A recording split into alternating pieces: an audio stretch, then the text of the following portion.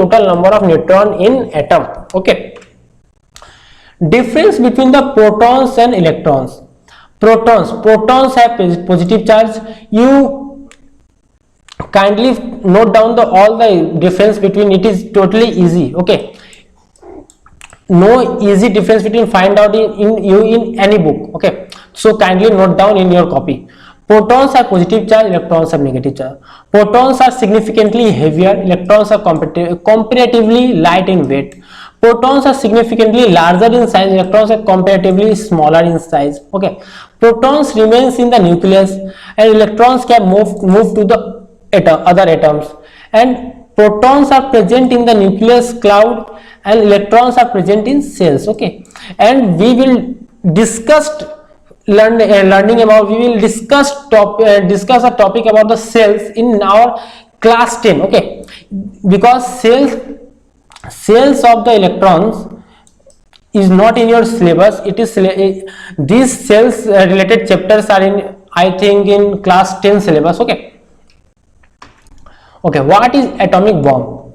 In a nuclear explosion, the atom's nucleus is split. Neutrons are released and hit other nucleus, setting off a chain reaction. The result is big release of energy, a blast of heat and light and radiation. Okay, nuclear explosion में क्या होता है? Atomic nucleus जो split and neutrons are released and hit other nuclei. इसमें क्या होता है कि न्यूट्रॉन्स जो होता है रिलीज होता है अदर न्यूक्ली के साथ, जब वो हिट करता है तो कॉलिजन होता है. जब कॉलिजन मीन्स अब मैं क्या बोलूं आपको, दो एटम्स के बीच में जो एक घर्षण होता है, हिंदी में मैं बोलूं तो घर्षण, जो कोलाइड होता है तो उसको बोलते हैं कॉलिजन. तो कॉलिजन होता है setting of a chain reaction and this result is a big release of energy in a blast. Okay, बहुत लार्ज अमाउंट में हीट, लाइट एंड रेडिएशन का ब्लास्ट होता है, जिसके कारण क्या होता है न्यूक्लियर बम ब्लास्ट. इसके कारण क्या होता है टेम्परेचर जो है लगभग 300 से 400 डिग्री सेल्सियस बढ़ जाता है. 300 to 400 degree Celsius temperature increase in the atmosphere where nuclear explosion are happened. Okay, models of atom. What is the first Thomson's model of an atom? According to the Sir Joseph model of atom, it consists of a positively charged air and the electrons are embedded in it. Okay, just I repeat again. According to the Sir Joseph model of an atom, it consists of a positively charged. Okay, it consists of a positively charged and here electrons are embedded in it. The negative and the positive charges are equal in the magnitude. As a result, the atom is neutral. Thomson proposed the atom of an atom to be similar that a Christmas pudding. Christmas pudding में क्या होता है ना, Christmas pudding या watermelon में क्या होता है कि एक पूरा का पूरा है, इसमें जगह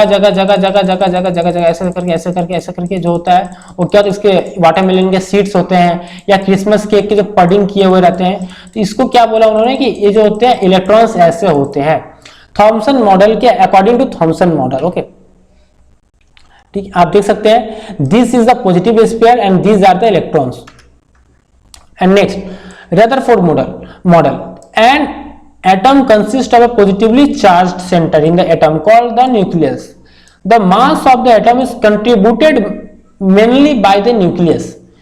The size of the nucleus is very small as compared to the size of the atom. Okay, I repeat again this topic.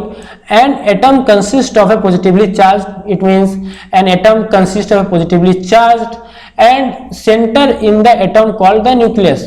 Okay, this will be right.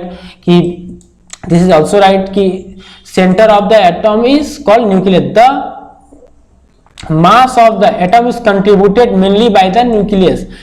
ये भी भैया सही है कि जो mass of the atom किसके through calculate किया जाता है, जो टोटल न्यूक्लियस का वेट होता है. The size of the nucleus is very small as compared to the size of the atom.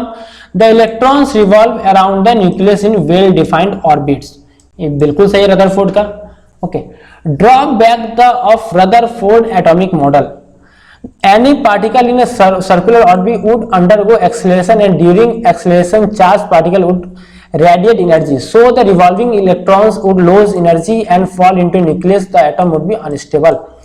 देखो रदरफोर्ड का जो एटॉमिक मॉडल का एक क्या था प्रॉब्लम कि उन्होंने बोला था कि जब रिवॉल्व करता है तो जो एनर्जी है वो लूज करता है, जब लूज करता है तो क्या होता है, ये इसका जो इलेक्ट्रॉन का जो है एनर्जी जब लूज होता है तो फॉल इनटू द न्यूक्लियस, और न्यूक्लियस से चला आता है, इससे क्या कहते हैं अनस्टेबल हो जाता है। एंड हमें क्या पता है कि we know that the atoms are stable. Okay, Bohr's agreed with the almost all point as said by the Rutherford except regarding the revolution।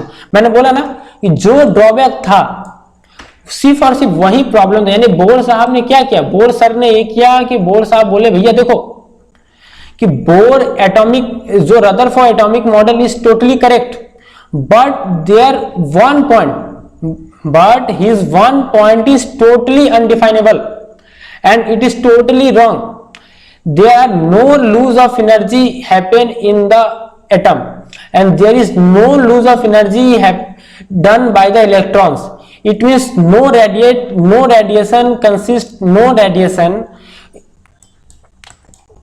radiation formed by the electrons. Okay, and revolve around the nucleus while revolve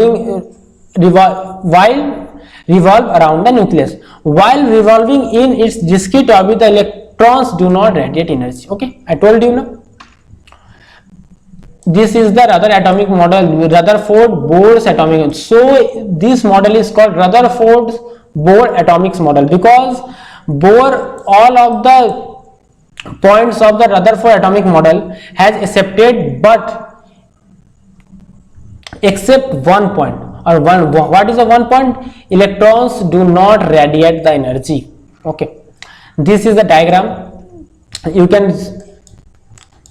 okay, distribution of the electrons in different cells. Okay, I just you give a little bit knowledge of the distribution of the cell in the different cell. Okay, distribution of the electron in different cell.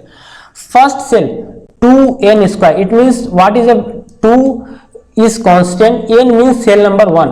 Okay, तो shell number 1 इसका 2 into 1 into 1 2 electron, n means 2 into 2 4 into 2 8 electrons, 2n square third number shell 3 square, 3 into 3 9 into 2 18 4 into 4 16 into 2 8 32. Okay, the maximum number of electron that can be filled in the outermost cell is 8. Okay, electrons cannot be filled in a cell unless the inner cells are filled. यानी क्या, अगर एक cell खाली है तो दूसरा cell आप उसको नहीं भर सकते जब तक इस सेल को पूरा कंप्लीट आप नहीं कर लेते, अनलेस और until you did not complete the first shell you can not go to the second cell.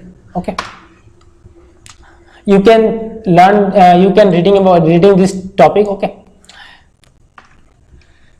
they are the sum name of the elements and their atomic number with respectively their atomic number, protons number, neutrons number and number of electrons. Okay, hydrogen symbols is H, atomic number 1, number of protons 1 and number of electrons is also 1. And what is the distribution of cell?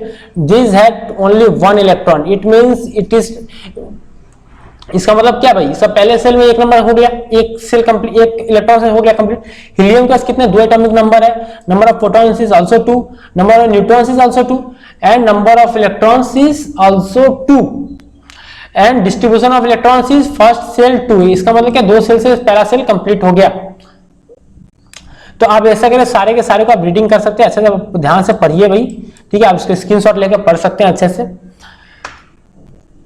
Valency पहले आप बता दें, valency यहाँ पे थोड़ा देख लीजिए. यहाँ वैलेंसी क्या है, कितना खाली रहेगा, एक जो लास्ट वाले सेल जो है उसमें कितना खाली रह जाता है. के वाले सेल में कितना भर सकता है 2, लेकिन यहाँ भरा कितना, केवल 1, यानी इसका वैलेंसी क्या होगा 1.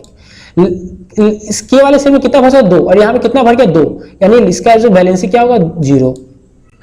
ए वाले सेल में कितना भर सकता है भाई, यहाँ पे 2 हो गया, यहाँ पे 1 वैलेंसी हो गया, ठीक है. तो यहां पे देखो भाई, आप बोलोगे यहां तो 7 भर सकता है, तो यहां 1 क्यों हुआ. लास्ट वाले सेल को मैं आप कितना कम करके, मान लो कि आप इसको कम की तरफ लोगे. ओके, आपको मैं इसको अच्छे से डिस्कस करूंगा, अगर आप बोलोगे देखिए, और इसके लिए पर्टिकुलर वीडियो बना दूंगा मैं, ठीक है. Valency is the combining capacity of an atom of an element. The electrons present in the outermost shell of an atom are called valence electron. Okay, it means क्या, the electrons are present in the outermost shell of an atom are called valence electron. यहाँ पे आप देखो, यहाँ पे 0 क्यों है, क्योंकि यहाँ पे जो है पूरा स्टेबल है, और यहाँ पे 2 और 1 क्यों है, क्योंकि यहाँ पे लास्ट वाले सेल में 1 है, यहाँ पे लास्ट वाले सेल में 2 है, यहाँ पे लास्ट वाले सेल में 3, यहाँ पे लास्ट वाले सेल में 4 है, यहाँ पे, लेकिन फिर यहाँ देखो ये सेल पूरा फुलफिल हो गया ना मेरे भाई, तो यहाँ पे क्या हो गया, 0 हो गया, क्योंकि इसको लास्ट वाले सेल में कुछ नहीं है, इसका बैलेंस क्या है, 0 हो गया। ओके, एटॉमिक स्ट्रक्चर आप थोड़ा शो कर लो। हाइड्रोजन का दिया हुआ यहाँ पे क्या दिया हुआ भाई, लास्ट वाले फर्स्ट सेल में 1 है, लिथियम में क्या है भाई 3 है, फर्स्ट वाले में 2 है, दूसरे वाले में 1 है, बेरिलियम में देखो कितने है भाई 4 है, फर्स्ट वाले में 2 है, लास्ट वाले में 2 है। अगर आपसे पूछो बेरिलियम का वैलेंस सेल क्या है, तो आप एक काम करो, कमेंट बॉक्स में कमेंट करके बताना कि बेरिलियम का वैलेंस सेल कितना है, और एक यहाँ पे आपको मैं ये करता हूं कि ऑक्सीजन का वैलेंस सेल कितना है आपको बताना है। 1 2 3 4 5 6 आपको ये बताना है कि ऑक्सीजन का, O मीन्स ऑक्सीजन, ओके मैं बता दूं, O मीन्स ऑक्सीजन, ऑक्सीजन का वैलेंस सेल कितना है।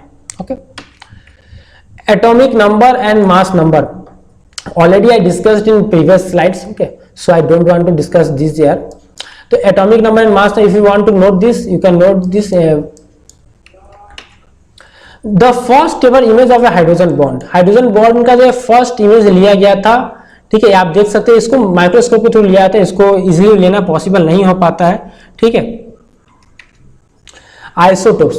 What is the isotope? Isotopes are atoms of a same element having the same atomic number but different mass number. Like example hydrogen. Hydrogen का देखो आप, यहाँ पे क्या दिख रहा है भाई, यहाँ पे दिख रहा है कि एटॉमिक नंबर सेम 1 1 1, बट यहाँ पे देखो 1 2 3, यानी क्या इसका मास नंबर जो डिफरेंट है। कार्बन का भी आप देखो मास नंबर जो है डिफरेंट हो रहा है, 12 और 14 हो रहा है। क्लोरीन का देखो आप 35 और 37, मास नंबर नहीं हो रहा, लेकिन इसका एटॉमिक नंबर क्या होगा, 17 का 17 ही रहेगा। ओके, यहाँ पे दिया हुआ नहीं है, 17 का 17 ही रहेगा। And what is the isobars? Isobars are the atom of different element having different atomic numbers but same mass number, means vice versa of the isotopes. And the isotope में क्या होता है, different mass number but in the isobars same mass number but their atomic number are different. Okay, like calcium atomic number is 20, argon atomic number is 18, having different atomic number, but and iron and nickel have a different atomic number but have the same atomic mass number. Okay,